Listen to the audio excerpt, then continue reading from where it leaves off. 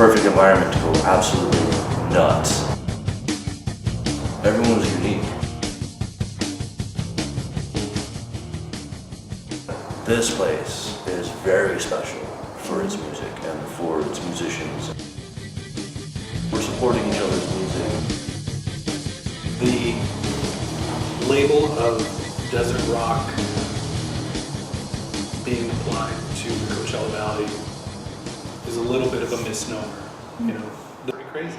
I mean, Sabbath probably would be like, you know, not to take any credit away from anybody from here, but Sabbath was probably like the first stoner rock that like became famous. You know, I'm sure there's other bands that were doing the same thing, but they ended up making it, and you know, I would credit them as like one of the first stoner rock bands ever, and then it just happened that it grabbed on here, and this was a hotbed for, I'm not even sure why people looked here. I mean, I think it really was Caius, like, broke that door open.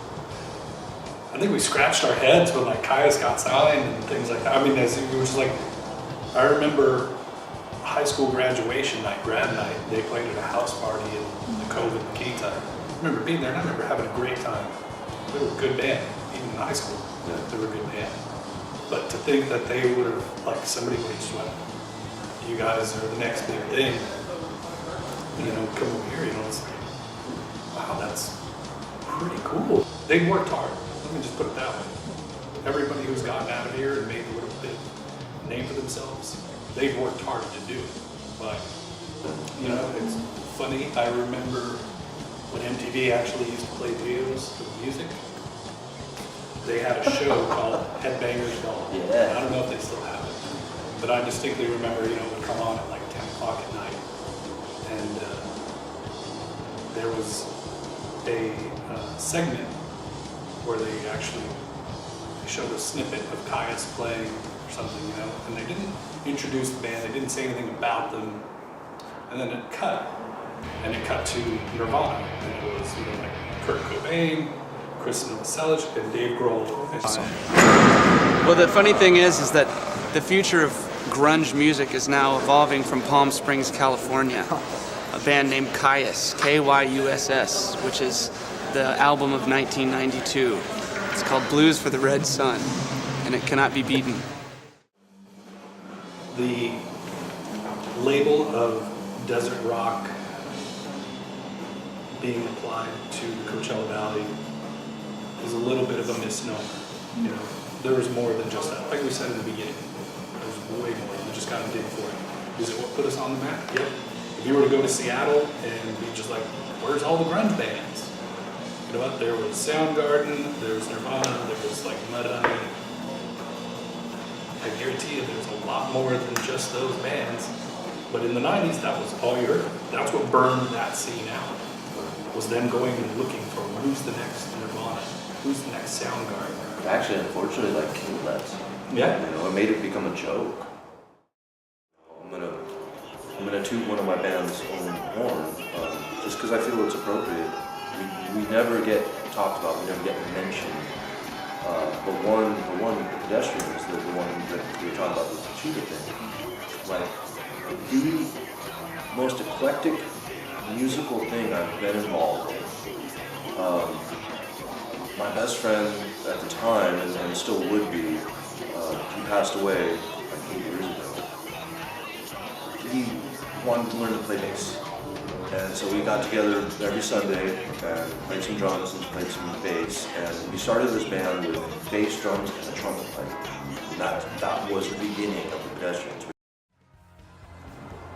We were freaky. Like, that was our thing. We were just like, we were confined by the limits of the musicianship of a brand new bass player and a dude just picking up trumpet, so it wasn't the most stellar, you know, technique or technical music.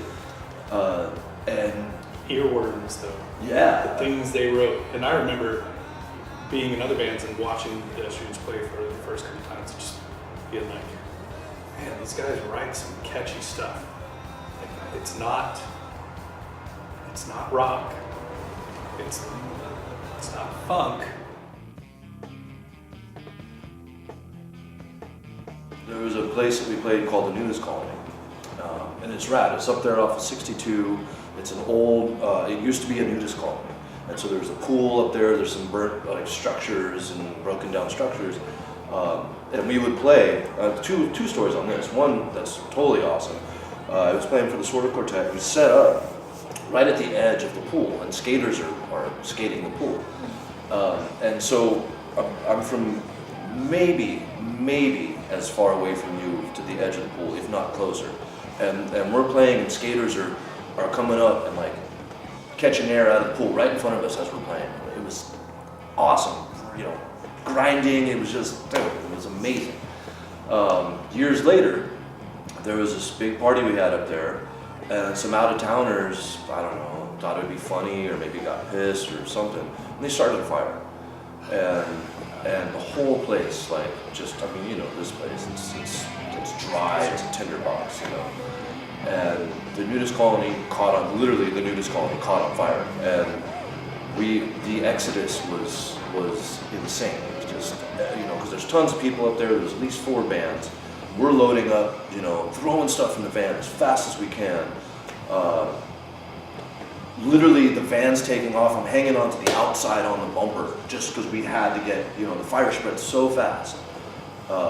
And we were one of the last cars out. Well, my friend Charlie Ellis, his truck got surrounded by the fire. Like, he couldn't get out. In fact, I think maybe I don't know, maybe he drove it off something or where it was parked. And we were one of the last cars out, and he's like tripping on his thing. We're like, dude, you know, you gotta get out of here. And he jumped on the back of the van with me as we rode down the crazy ass, you know, dirt road trying to get out of the news colony that was on fire. I mean, it burned his truck. Like, he lost his truck to the fire. That was an insane night, yeah. It was absolutely insane. Totally exciting, you know. Looking back on it, it's like, wow. Oh, shit, we did as kids. That's good stuff.